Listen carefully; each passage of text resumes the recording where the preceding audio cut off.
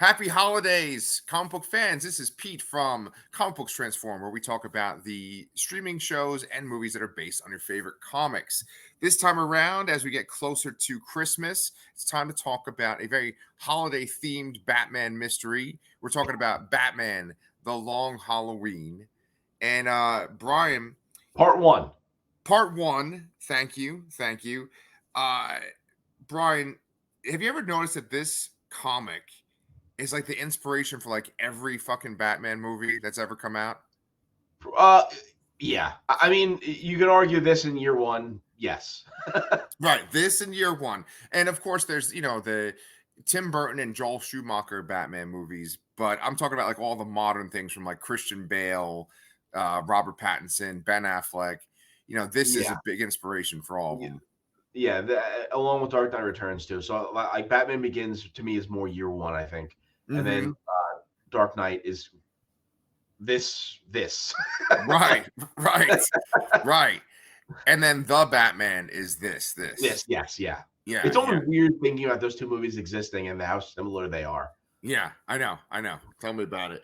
So for Batman The Long Halloween, it's two parts, and it's got this voice cast. I actually did not know who anyone was until I saw the credits, and I was like, "Oh shit, they're in this movie." Did you know who was in this I movie? recognize a couple voices in here, but I mean, obviously the one that stands out the most to me was Jensen Ackles as Batman.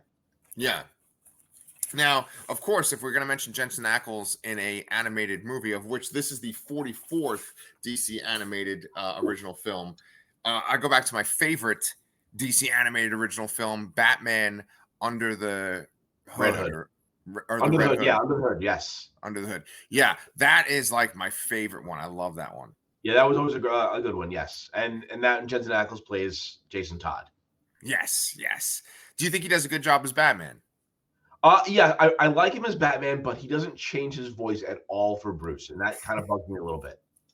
Yeah, I think he does a good job, but I like him a lot better as Jason Todd, and he's good as Batman, but to me it just feels like it's Dean Winchester being like, "Oh, I get to be Batman in a movie." That's what it feels like to me. Yeah, I feel like he had a little. I mean, rightfully so because of the character. Had a lot more angst with when he played, or a lot more emotion when he played Jason Todd than here. Right. But I mean, that kind of makes sense though, because Jason was very angry, and this is the dark brooding Batman. So I kind of see it working. His voice working for this. But like I said, his Bruce is exactly the same voice, and to the point where it's like, oh, really? Yeah. I think he does a good job, but then I'm kind of jumping ahead here. The guy that does Joker, Troy Baker. Yeah, he's like just trying to be Mark Hamill. Like it's just like it's Mark Hamill essentially. So, and then just a note too, this is the second time he's played the Joker, at least the second, because he also he played the Joker in the Arkham trilogy prequel game. Oh my god, what was it called? I don't remember what it's called. It came out before Arkham Knight. So it was like the third game, but it was a prequel, and it was a different Batman and a different Joker. But it was supposed to be, basically this. Oh, okay. Yet again. Right. Well, then it brings up, Harvey. He's played by Josh Duhamel. Yep. And it's funny because you have sort of the Batman the Animated Series voices, which are like so entwined in my head as like, oh, that's the voice of Joker. That's Batman's voice. Harvey's voice. I always thought that Harvey had a really great voice. And you want to talk about how Jensen Ackles doesn't rotate between Bruce and Batman. In the original animated series, the guy that would do the voice for Harvey, I thought that like there was that kind of Harvey innocent, kind of calm voice, and there was that Two-Face voice. And I thought that he did a really good job in that old animated series show. Yeah, totally. But then I'm very curious as to what Josh Duhamel's voice is going to be like when he's Two-Face. Yeah, I think he did a decent job here. There was a couple times where he gets a little more emotional that I feel like it came a little flat. But I think generally his normal speaking voice works pretty well for Harvey here. Right. Because Josh Duhamel is always this guy that kind of has like swagger. He's like a cool guy. And that's the way that Harvey should be. Yeah. before he kind of goes over the deep end. This movie, and I just want to kind of round out the voice cast before we go into things about like specific characters. But like Naya Rivera plays Catwoman, and I actually really liked her take on the character. She kind of seemed like young and fun. Um, she kind of like her voice matches the way she looks in this movie. Yes. 100%. But then it's crazy because this actress died. This was her Yeah. last movie. Yeah. It's very tragic, and you see that in memoriam notice at the end of it. I don't remember if she finished the second one Oh wow, beforehand. I don't remember off the top of that. But did you know how she died? I do not. It was crazy. I remember reading about this. So she was like at some like reservoir with her son, and her son like fell overboard, and she dove in after him, and the son came back, got back up, but she never resurfaced, Jesus. and they didn't Okay. find her for like a couple days later. Oh my Yeah, God. so like Okay. real tragic. Especially considering, Yeah, yeah. I was enjoying her in this, and then I saw like some pictures of her. I know she was like in Glee, right? Yeah, Before this. Yeah, I mean, she had so much potential. That's a crazy story. Jesus yeah, Christ. very sad. Yeah. Well, yeah, they do the little dedication to her at the end. And then let's just think about who else is in this movie real quick. I'm not very familiar with Julie Nathanson, but she plays Gilda, Harvey's wife. She's Silver Banshee, and there's a Suicide Squad movie in that previous universe, and Yeah, she's Silver Banshee in that movie. And then oh she's nice. also I didn't know that. yeah, and she's Yelena Belova in one of the Marvel cartoons Oh, too. okay, nice. Yeah. Then Billy Burke plays Gordon. Billy Burke is like the dad from Twilight, and he was also in that show where like all the power goes out that I think was done by Eric Kripke too. I don't remember that, but It was something like Pulse or something like that. But it was like the show where like there's no technology anymore, and people use swords and shit. oh, Whatever. that wasn't the one. That wasn't it wasn't Jericho, was it? No. No, no, no. But that's a good guess. It's kind of around that time, and it had Okay. the guy that plays Gus from Breaking Bad, Giancarlo Esposito, was Esposito, like the okay. bad guy on it. Yeah, I don't know. but I don't remember it. But it's all Billy good. Burke to me is he always seems like I always used to get him confused with Billy Crudup because he Oh, looks sort of similar. yeah, I can see that. That's a good point. Yeah, and they're kind of from the same kind of time too. Yeah. Yeah. Then we have freaking Dave. I could never say his fucking last name. Das Malachian. David that's Malachian, yeah, as Calendar Man, yeah. So I mean, we probably people or anyone watching this show might remember him from Ant-Man, Right. particularly, and as Polka Dot Man in The Suicide Squad. Right. And then another thing is he's in the Dark Knight, which is like very That's influenced by right. this Oh my God, yeah, he's that kind like of goon creepy for the car in The Joker. Dark Knight. Yeah, Yeah, yeah. Yeah. So a lot of these people, they just kind of get their foot in the door for DC, and then all of a sudden they're in animated stuff, or they might be like a supporting person. But he does a really great job as Calendar Man. yeah, And totally. Calendar Man is like very relevant for this particular story. Yes, because calendars and killings on holidays. Yes. Yeah. Were you a fan of the comic of this? Yeah, I was. One of my questions I'm going to ask you is where does this rank in your all-time Batman story list? And for me, this is like an easy 2 or 3. Right, right. It's hard to put number one. I would put the Dark Knight Returns maybe as number one. I That's actually my really number like the one. Killing. Okay, okay. I mean it's always like the same four, right? It's like the Dark Knight Returns, the Killing Joke, Long Halloween, and Year One, right? It's like Yeah. those four Yep. are like the Batman stories. Yep. And someone might argue like Hush is a fifth, but I don't necessarily think that Hush is on the same level as these four. Yeah, but I mean, it tried to follow in the footsteps of this, really. Right. But I don't know. I mean, yeah, this is like a solid two. I think because if you put either Year One or Dark Knight Returns, those are more like groundbreaking and definitive for Batman, whereas this is like maybe the Batman story, but I don't feel like it like changed Batman the way that those two stories did. I agree. That's a perfect way to put it, actually. Thank you, thank you. I have my moments. Um, this deviates a little bit from the comic, though, doesn't it? Like, I think for the actual killer, I think it maybe is changing who the killer is, right? I don't think so. So I have not read the story in a while, and it is like a 12 or 13 issue series. So Yeah. didn't have enough time to delve back into it beforehand. But um, I mean, do we want to spoil it? Is it a spoiler? We're reviewing something that came out 2 years ago based on a story that's almost 30 years old. Yeah, let's just jump into spoilers, guys. If you are for some weird reason watching our video and not reading the comic or watching the movie, just go watch the movie, man, and read the comic too. It's really fucking good. Yeah. But yeah, so who's the killer in the comic? It is Alberto Falcone, who is also talking about voice cast too. That's Jack Quaid from The Boys. Um, Oh, and really? I didn't even know that.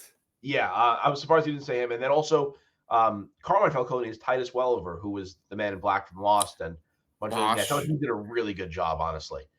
I totally agree. Totally agree. But yeah, it's so.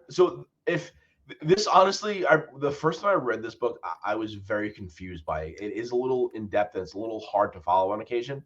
Yeah, But I always do love. I think this is the kind of story that Batman works best in when it's 100% these, agree. like kind of with this organized crime stuff. Like I just think that's like the best kind of Batman stuff. But they don't really do that as much anymore. No, But I always did like the transition from early Batman was like against organized crime, and then it kind of bleeds into like the costume killers and afterwards. But right. so Alberto fakes his death, and that's why that kind of throws you off his trail there. And then it's implied that there were two, and then it was Harvey, I believe. Okay, okay, But okay. I could be totally wrong. I don't know. Okay. I'm really glad that I'm watching this with you and that like you kind of know what you're talking about because for me watching this, I was like, isn't Alberto the killer? And then he gets shot and he falls off the boat. And I was like, wait, isn't there something where it's like the aunt is the killer or there's a sister and she's count? I was thinking there was something to do Well, with his. the sister, the sister who you see prominently in the background, but she doesn't speak. She gets killed eventually. Okay, she gets killed too. Because when you see the end of this movie, we're just jumping right to the end here. Like they're on this boat, and Holiday shoots Alberto, and when the muzzle flash goes off, it looks like Harvey's face. Yeah. And so it's like, oh, Harvey's the killer, and I just didn't remember Harvey being connected Well, at all. okay, so they don't connect him. The way the case is solved is that Alberto was the sole killer, I believe. Okay, But like it's implied that they were sort of operating jointly, but without really like actually like working together. They were yeah, both sort of doing the same thing, and like not unbeknownst to the other, but like they weren't like getting together and planning it, sort of, I see. Yeah, okay. Well, that explains Harvey at the end. Did they do the thing with like the fucking baby nipple stuff on the gun? I believe that was how they did it. Or that was like the signature of the holiday Of killer. Yeah, holiday killer. Besides killing people on holidays. yeah. I think it was. It was like the makeshift silencer. Yeah, Yeah. It's so well done. Like as far as these like animated Batman movies go, right? There's some really, really good ones. There's Under the Red Hood, which or Under the Hood or whatever, which I love. And then there's this, and there's fuck. God damn it. I just had it in my head. Mask of the Phantasm.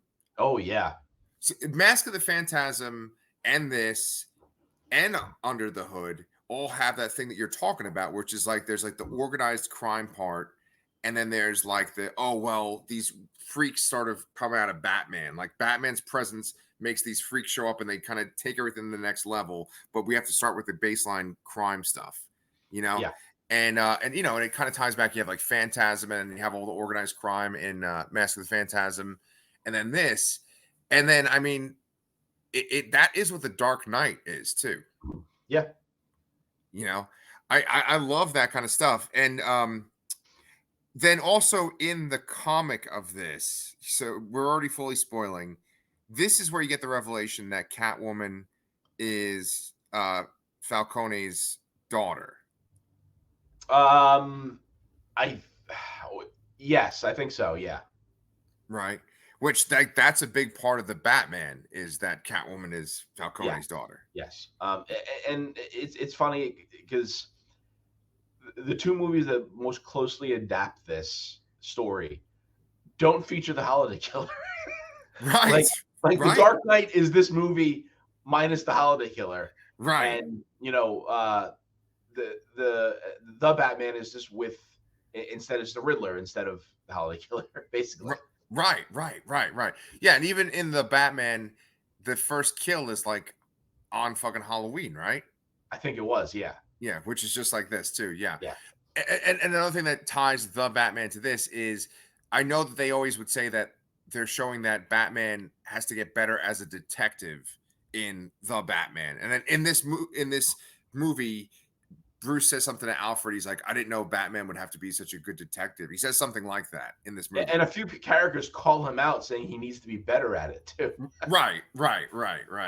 Yeah. So there's all this like overlap, but it's just so good. And then like one of the things that connects this to the Dark Knight is like the Gordon, Batman, Dent Trinity.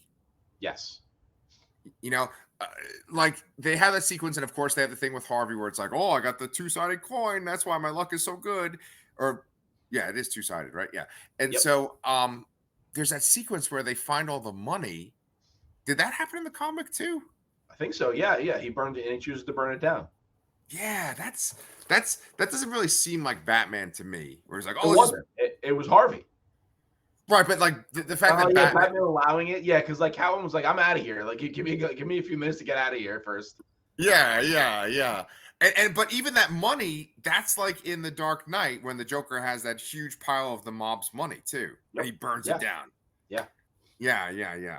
So tell me what you think about Josh Duhamel and Harvey in this movie. I think they play it really well. They really play up the level of stress he has over this whole thing, and then especially when his key witness gets killed, and I really like how they played up the relationship and his absence from his relationship with Gilda. I thought that was fantastically done in this year, and I think that ends up being part of the resolution and the implication that Harvey was involved in some of these murders. Yes. I mean, he definitely kills somebody in the next one.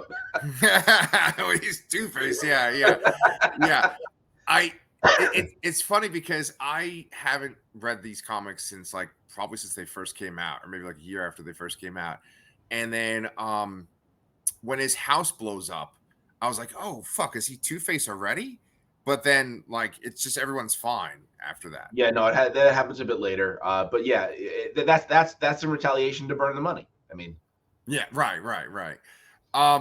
Yeah, you are 100% on the money that the stuff with his wife is so good. I mean, you definitely feel that tension in this movie between the two of them, yeah, and you could really feel how like just sad and depressed his wife is. yeah, They do a yes. really good And job. that was a highlight of this movie, which sounds weird to say out loud. Yeah, I was so happy this guy's wife is so depressed. Yeah, I love that fucking depressed stay-at-home wife. It's awesome. She'd get her career as a lawyer. Good. No, but it's funny because I wanted to make the point that these movies are like not for kids at all. They're just like straight up adult crime, dark movies. But yet there's a couple of really good action sequences in this too. Yeah, especially I would highlight Batman fighting the Triad guys. Yes, Was really great. Yeah. Even the scene where Batman's chasing Catwoman across Gotham was really good. Yeah. And then what was the other one? There was another one. Is Joker in the plane? Oh, Joker stuff. Yeah. Well, I mean, you might even argue. I mean, I wouldn't say this was necessarily an action sequence, but it's a very tense sequence when Joker's in Harvey's house. Yes. That's a really cool. I like when he's like putting the ornaments on the tree and he's like singing, but he's changing the lyrics. It's a very like Joker thing, Yeah. But I guess I think the guy does a good job, but it's like it's so like he's so Mark Hamill. It takes me out of it. Well, I think that was done intentionally, probably. Intentionally, yeah, Yeah. yeah. Okay, yeah. Troy Baker is a very, very good voice actor. Oh, Like, sure, like sure, sure. he, I mean, he's if done, he's been in tons and tons of things and games yeah, and like all-time great performances. So yeah, if he was given the direction to emulate Mark Hamill, he does that to a T. Like yeah. at some points, I was like, wait a minute, is it Mark Hamill? Oh, Like, yeah. Kristen was in the other room while I was watching this, and she's like, "Wait, is that Mark Hamill?" I'm like, "Nope, it's Troy yeah, yeah, Baker." yeah, yeah, yeah. And I mean, even the stuff with the Joker, like I love the Joker so much. They have that one sequence where Batman's in Arkham, and it looks like the Joker's like laying down on his bed or whatever, and then it's like just shit or something, right? Like he pulls up the covers and it's just like a pile of shit, Yeah, right? and I love how the guard reacts. It's like they had someone get to my son, and like he just breaks down. He's like he feels so bad about it. Like I Right. actually felt it, you know. Oh And yeah. the way they build up Joker, this is like this is the Joker I like best, where he's sort of like a hired killer, but he's sort of plays by his own rules, sort of, Right, right. and not completely, just so obsessed with just Batman all the time, I guess. Right, right. But yeah, it's like Calendarman insinuates that he's not there, and then Batman goes running, and then that happens, and it's like you feel like a chill in the air, sort of, like, oh shit, the Joker's out, Right, right. Yeah, when the Joker gets out, it's bad news. Yeah. And he's funny too. When he takes over the plane, like he just has all these dead people on the ground, and he's like, pilot dead, check, and then the ground crew, check. And he's flying the plane. I remember he says this one joke to Batman that's so ridiculous. He says, I'm like the Colonel, I'll never be number 2. Remember he says that? I just love that. It's so gross. I also love. I hope this. He says something to the effect of like, "I hope this goes okay because I don't know how to fly this." Right. Yeah, I love that kind of like he's just a fucking lunatic. It's so good. And I remember distinctly that comic. One of the issues starts out with him on the plane, and Batman's already like chasing after him. Yeah. So that's the way they end this. They end it with you think that Alberto is the killer, but then he gets shot and he falls off the boat. And now you've clarified for me that he's essentially faking his death there. I was just trying to think because I wanted to cover. Oh, so the triad battle is really good. It's sort of like the main action piece in this movie. Yeah. And then the guy that is in charge, I think he's Mickey Chen. Yeah. Right. Mickey Chen goes into the sewer, and then Solomon Grundy's down there. And I think I remember him from the comic, but I was like, oh shit, Solomon Grundy. Yeah, I always felt that was a weird inclusion, but it makes sense. I mean, he is very mob related, really. Yes. Like we're used to. I feel like you're still used to seeing him in like Legion of Doom settings. Yes. That you forget that like his whole thing is related to the mob. Right. And we talked about in our last video, Alan Scott. Solomon Grundy, I believe, is originally a Green Lantern Alan Scott villain. And Alan Scott, his comic was set in Gotham City. It wasn't necessarily Batman's Gotham City, but when it said like where it took place, it was Gotham. So it kind of makes sense. Yeah. Like overlaps. I'm just trying to think of what else I wanted to talk about real quick. I guess like there's the framing device of the holiday killings themselves. And I actually really like for this movie where like they'll show the dead body and then it'll just say like what the holiday is next to it. I really like that. Yeah, it felt like very much like a Batman the Animated Series title card, which I really liked. And I mean, just this is more credit to the story in general, but I love how this takes place over such a long period of time. Yes. I feel like most comics they have that sliding time scale, and like where if you were to logically look at it, like all these things happen in succession, in like a week. Yeah, but, if even. Yeah. It's like 2 days or something. Yeah. Like if you look at the X-Men and like all this shit they go through, and you figure out like by ages and stuff like that, it's like, oh my god, they went from Asteroid M to Age of Apocalypse in like 2 days. Yeah. Man, that's a really shitty 2 days, man. Yeah. Yeah, like Wolverine got his adamantium ripped out and he like came back. Yeah. Yeah, it's like if you look at it like Genosha is like 1 year, and then Krakoa's the next. I was like, what? Yeah. Crazy I stuff. actually kind of hate that shit, honestly. But the fact that this is spread out over a year really accentuates how good of a crime noir story this is. Yeah. It's so fucking well done. It's so adult. I mean, this could just be a live action movie and it would work. There would be no hokiness to it. It'd just be this great movie. I mean, but that's because so many pieces of the comic have already been cut and put into very good movies. Yeah, I was going to say, we've already said that this basically has been 2 movies already. Yeah. But yeah, go ahead. And well, just don't get me wrong. I don't think that the Batman is a masterpiece. I think there's some really, really good things in the Batman. I just don't think that it's like on the same level as the Dark Knight. No, I don't think so. I think it's possibly the runtime. I think that runs a little long, but we don't have to get into that. Jesus Christ, yes. The last thing I want to say here is that, again, another reason why I love this is I just love the kind of like 1950s aesthetic with Batman. Mm-hmm. It reminds me of the animated series. Yes. And all that. And a little weird. Like I said, this is a little weird because like everyone's dressing in fedoras and trench coats, and they have these very 1950s cars everywhere. And then like Harvey whips out like a smartphone with a tracking device. Yeah. That warehouse there. And it's like, how do they make this work? Yeah. Agreed. That was what Batman the Animated Series did so well. It just kind of captures that feeling of when the Batman comic came out, which is like the 30s or whatever. And those old cars and like the mafia bosses. Yeah, I love that aesthetic too. I love Batman's like this fucking souped up futuristic Batmobile chasing like an old 1930s car. And I just love that sequence. It's just great. Like you see the Batmobile in the rearview mirror and the way he's chasing them. It's so good. It is very reminiscent of Batman the Animated Series, but I think it just kind of works on its own too. I think, is this your favorite out of these 3? Well, I mean, I'm gonna reserve that until we cover the part 2. Honestly, yeah. Okay. I mean, probably, yeah, because this is like peak Batman, storyline. So, okay. And it's beloved for a reason. So, yeah, good point. Okay. Well, yeah. So, guys, we've been covering the Tomorrowverse movies. We're gonna do Batman: The Long Halloween Part 2 next time.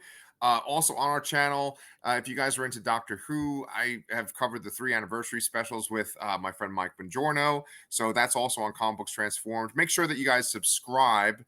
And we're going to do Long Halloween next. And then after that is Legion of Superheroes, which I already started that one accidentally. And I was digging that one too. So, yeah. Don't forget, we got Aquaman 2 coming soon. Oh! And What If? All very soon. No. Oh, Jesus Christ. See, I was going to say like Merry Christmas to them, but it's like, holy shit, we have like 5 things to cover before then. Yeah, we were worried about not having anything, and then everything comes out. And then, early next year, we'll have X-Men and Echo and probably something else I'm forgetting. Something Star Wars. X-Men 97? I think it's January, sometime in January, yeah. Oh my God, my nipples just got hard. Nice. That's probably because I'm really fucking cold in my garage. But anyway, this has been Pete and Brian. Sounds like we have a lot of shit to review. Make sure you subscribe. We love you. And we'll see you guys next time.